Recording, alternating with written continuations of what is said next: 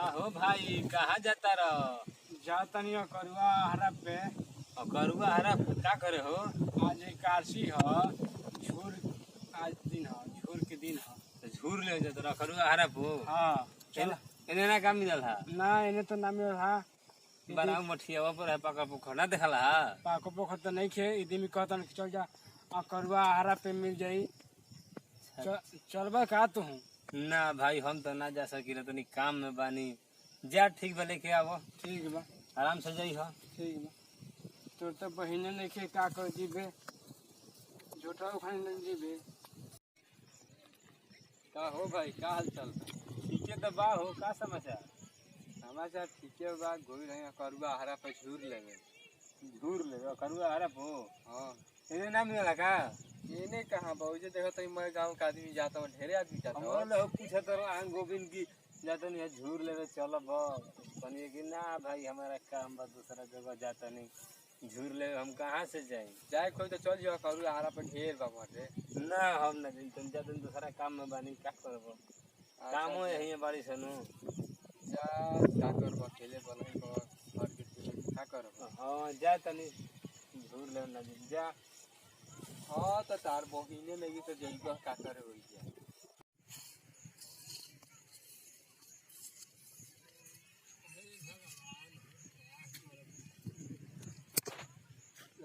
किस्मत के दोस्त बा। का ए भाई का अपने में बोलत रहो? तारा के देखा तनी के बाहा पोले मर दे अपने से सही सुस्तला के कोइली आवत रही बैठल हो। का भैया कोनो कुछ बोला से का?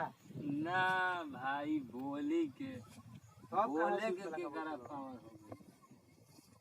शायद किस्मत के दोस्त बा। का भइला हो?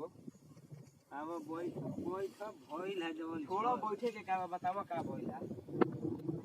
भाई देखो तो जानते बा। आज एकादशी के दिन है। सब लोग झूर लेवे जाता। तो दो चार गो लोग हटैला है। शिकायतें करता कि बहिन कनै किसन झूर लेवे के करा खातिर जाइबो।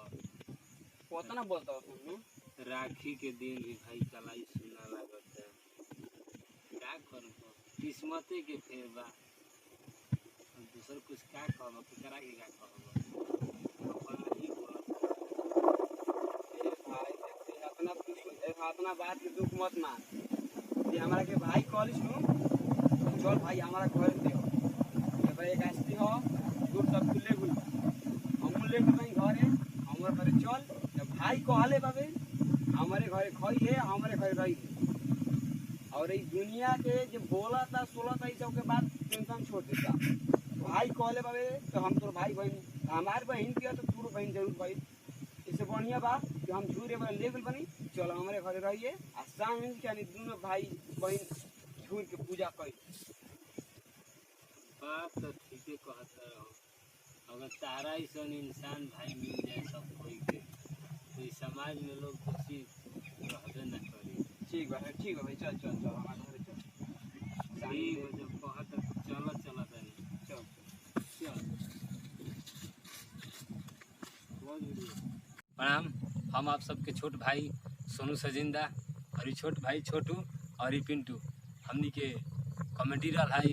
कॉमेडी के बुरा नहीं माने के हमनी के बहन बिया देखा झूर ले जा। और हमनी के कॉमेडी के बनावे के उद्देश्य बा कि केहू के भी इस तरह के व्यवहार न करी। केहू के भी बहन के अपन बहन जानी गांव जवार के बहन होले समझियो करा के और भेदभाव कोनो प्रकार के ना करी। हमनी के कॉमेडी बनावे के यही उद्देश्य रहा। तनी वीडियो अच्छा लगे तो चैनल के सब्सक्राइब कर दी वीडियो को लाइक कर दी। सोनू सजिंदा म्यूजिक और धन्यवाद।